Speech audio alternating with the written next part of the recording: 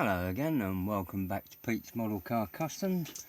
I know it's a bit of a surprise to be making one video a day after the other, but I wanted to sort of update on these little parts I've been making and that for various car kits. Mainly because a lot of the parts I'm making are typical of any car and are often missing. And my dog Lucille has just found a lot of things to bark at. And you know, I'm including parts like down here. I've got some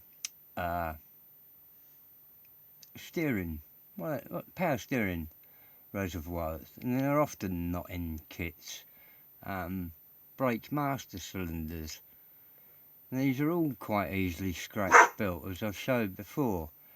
And I've made this new one for the twin turbo Cobra, as I wanted to, maybe if I put it there, to get a sort of modern aftermarket billet type one. So I don't know if this will readjust right up there.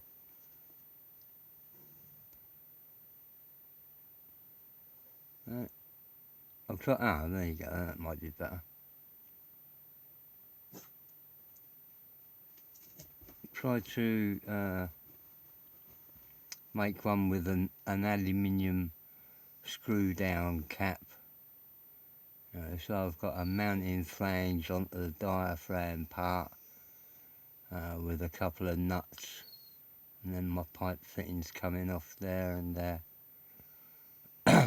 All made from various bits of sprue, as I've said before. But power steering boosters and the actual master cylinders are often missing off of kits. So there's one of the options that I've painted up. And I tend to use light greys for aluminium rather than, if I grab this block here, using an aluminium paint. I start off with grey bases. This is predominantly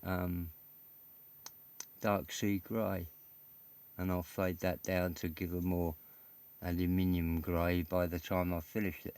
And sometimes then use an aluminium colour as a highlight dry brush more than the actual paint thing.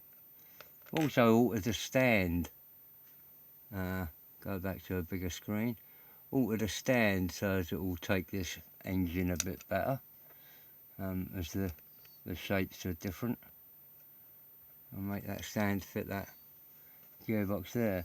Another simple way of standing an engine, I use this when I'm locating the wheels on top and working out pulley systems.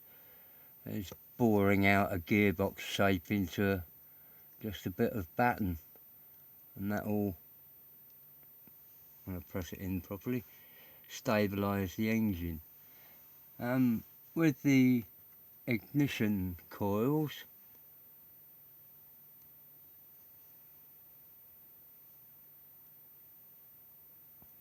I've finished off painting them by a sort of dry brushing of them, and I'll go back over them with a black wash once they're actually all installed, because I want to make them a bit blacker.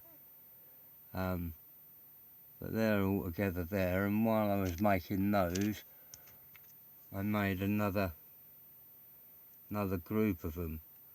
Now obviously they're a bit, you know, not as accurate as if they were reproduced and reproduced and reproduced by a computer thing, but it does sort of, you know, you could probably spend more and more time lining things up. But by the time they're buried down beside it, I mean, you're looking at the tops there, and I'll add wire connections when I've fitted them.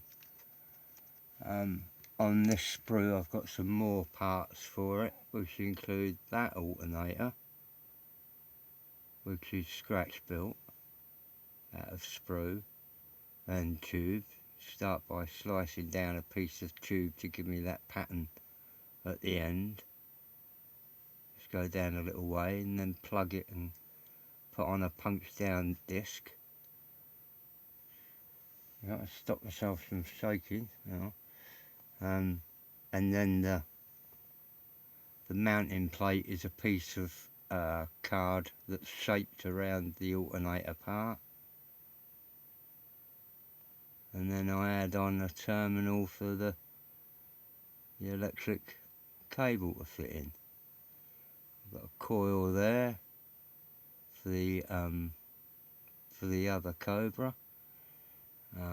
That's the expansion tank for the twin turbo, this twin turbo, and I've been painting in the electronics on that, and the inlet manifolds have got clamps on them and that around the top there, and the rockers for it. I'm mumbling again, sorry. Shout at me, Billy. There's another little master cylinder I've made there. That's in more of a chrome effect. And then an oil pump, oil filter housing, which is all made from sprue.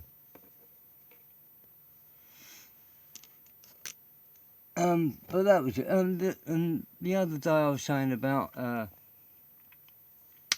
painting parts on the sprue, and at the time I had only painted that one part, which was the plenum chamber for this engine.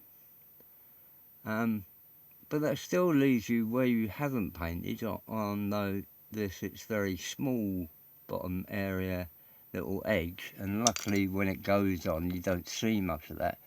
But if you have a more complicated part that you really need to clean up, how are you going to get the colour again, you know? I tend to cut parts off, although on this I've gone round with several parts and done basic washes on them. Right, they're sort of very thin coats of paint, with enamel paint on these parts. As a start, what else have I got round there? And like I said before, it's dark sea grey and black mixed together. If I can bring that in. And I'm starting to build up a difference in colour tones. That's the compressor at the top and the distributor and electronics unit. It's meant to be black and then mounted on an aluminium plate. But if you build up the colours in stages, you'll get more of a three-dimensional effect. You know, and I'll touch that, the aluminium, in with the more lighter greys as I go. And on the same on that inlet manifold there, it's getting darker and darker as I go. I'm trying to use one bloody hand again.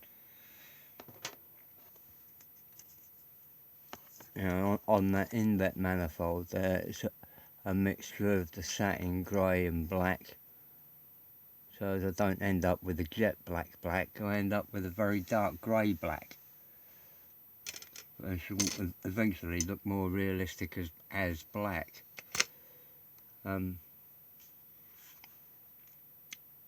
Quick scan around, yeah, I don't put the leads on these until I've actually used them. I've got one set that's going on that engine for no good reason apart from I might as well build that engine while I was looking at it.